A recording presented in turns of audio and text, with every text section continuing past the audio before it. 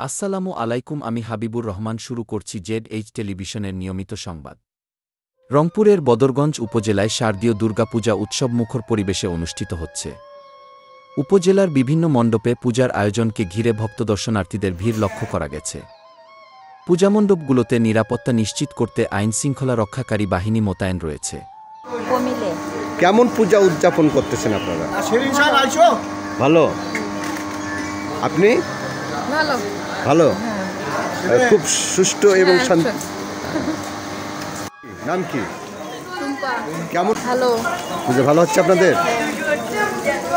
আমি চিজাম প্রসাদ শাহ, নাগার বাউরি কালী মন্দিরের দায়িত্ব পালন করছি। আমাদের এবার পূজা খুব সুন্দরভাবে উদযাপন হচ্ছে এবং প্রচুর দর্শনার্থী আমাদের মন্দিরে আসতেছে। এখানে কি আপনি মনে করেন কোনো বিশৃঙ্খলা ঘটার সম্ভাবনা আছে? না, কোনো সম্ভাবনা নাই। আমি শ্রী উত্তম কুমার গুপ্ত, নাগার বারোয়ারি কালী মন্দিরের সাধারণ সম্পাদক।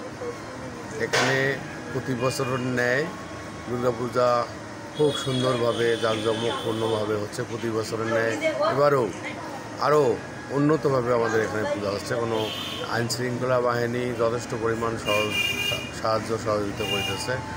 ধর্মীয় সম্প্রীতির বন্ধনে স্থানীয় মানুষজন আনন্দঘন পরিবেশে দুর্গাপূজা পালন করছেন।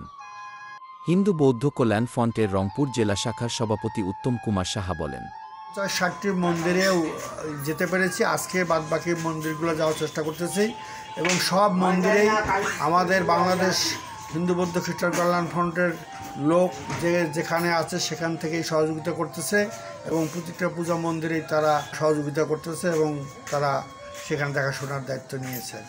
সেই সঙ্গে আপনি যে কথা বললেন, বদরগঞ্জ তারাগঞ্জের যে সকল বরাদ্দ এসেছে, আমি সব কিছু শুনেছি। তারা প্রত্যেকটা মন্দিরেই 500 কেজি করে চাল উত্তোলন করতে পেরেছে।